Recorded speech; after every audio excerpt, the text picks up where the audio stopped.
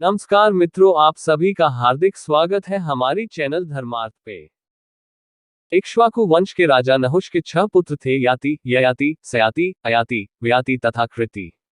याति परमज्ञानी थे तथा राज्य, लक्ष्मी आदि से विरक्त रहते थे, इसलिए राजा नहुष ने अपने द्वितीय पुत्र ययाति का राज्याभिषेक कर दिया। एक बार की बात है कि दैत्यराज वृषपवा की पुत्री शर्मिष्ठा और गुरु शुक्राचार्य की पुत्री देवयानी अपनी सखियों के साथ अपने उद्यान में घूम रही थी। शर्मिष्ठा अति सुंदर राजपुत्री थी, तो देवयानी असुरों के महागुरु शुक्राचार्य की पुत्री थी। दोनों एक दूसरे से सुंदरता के मामले में कम नहीं थी। वे सब की सब उस उद्यान के एक जलाशय में अपने वस्त्र उतार कर स्नान करने लगी। उसी समय भगवान शंकर पार्वती के साथ उधर से निकले। भगवान शंकर को आते देख वे सभी कन्याएं लज्जावश से बाहर निकलकर दौड़कर अपने अपने वस्त्र पहनने लगी। शीघ्रता में शर्मिष्ठा ने भूलवश देवयानी के वस्त्र पहन लिए। इस पर देवयानी अति क्रोधित होकर शर्मिष्ठा से बोली, रे शर्मिष्ठा, एक असुर पुत्री होकर तूने ब्राह्मण कन्या का वस्त्र धारण करने का साहस कैसे किया? तूने मेरे वस्त्र धारण करके मेरा अपमान किया है। देवयानी के अपशब्दों को सुनकर शर्मिष्ठा अपने अपमान से तिलमिला गई और देवयानी के वस्त्र छीनकर उसे एक कुएं में धकेल दिया। देवयानी को कुएं में धकेलकर शर्मिष्ठा के चले जाने के पश्चात राजा ययाति आखेट करते हुए वहां पर आ पहुंचे और अपनी प्यास बुझाने के लिए वे कुएं के निकट गए। तभी उन्होंने उस कुएं में वस्त्रहीन देवयानी को देखा।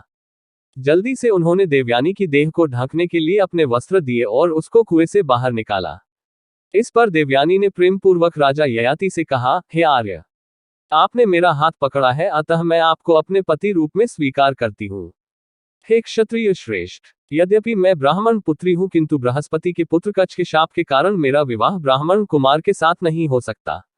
इसलिए आप मुझे अपने प्रारब्ध का भोग समझकर स्वीकार कीजिए। ययाति ने प्रसन्न होकर देवयानी के इस प्रस्ताव को स्वीकार कर लिया।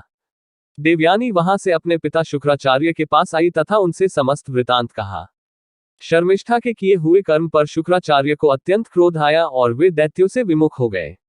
इस पर दैत्यराज वृषपवा अपने गुरुदेव के पास आकर अनेक प्रकार से मान मनोन्वल करने लगे। बड़ी मुश्किल से शुक्राचार्य का क्रोध शांत हुआ और वे बोले, हे दैत्यराज, मैं आपसे किसी प्रकार से रुष्ट नहीं हूं, किंतु मेरी पुत्री देवयानी अत्यंत रुष्ट है। यदि तुम उसे प्रसन्न कर सको तो मैं पुनः तुम्हारा साथ देने लगूंगा।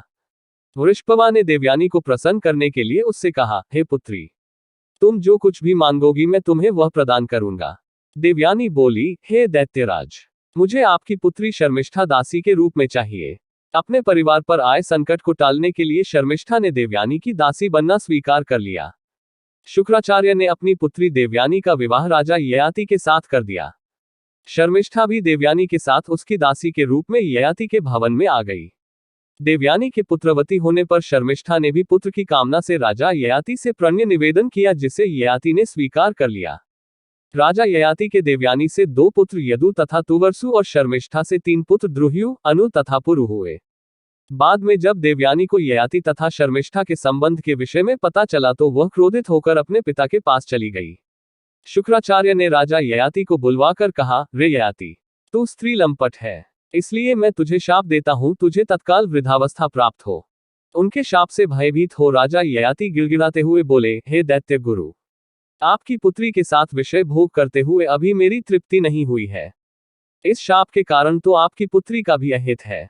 तब कुछ विचार करके शुक्राचार्य जी ने कहा, अच्छा, यदि कोई तुझे प्रसन्नतापूर्वक अपनी यौवनावस्था दे तो तुम उसके साथ अपनी वृद्धावस्था को बदल सकते हो।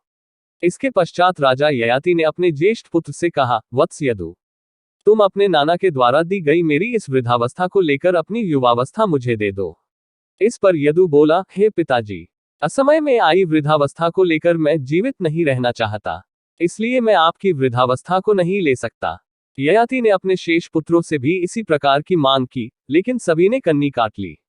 लेकिन सबसे छोटे पुत्र पुरु ने पिता की मांग को स्वीकार कर लिया। पुनः युवा हो जाने पर राजा ययाति ने यदु से कहा, तूने ज्येष्ठ पुत्र होकर भी अपने पिता के प्रति अपने कर्तव्य को पूर्ण नहीं किया, अतः मैं तुझे राज्याधिकार से वंचित करके अपना राज्य पुरु को देता हूं। मैं तुझे शाप भी देता हूं कि तेरा वंश सदैव राजवंशियों के द्वारा बहिष्कृत रहेगा।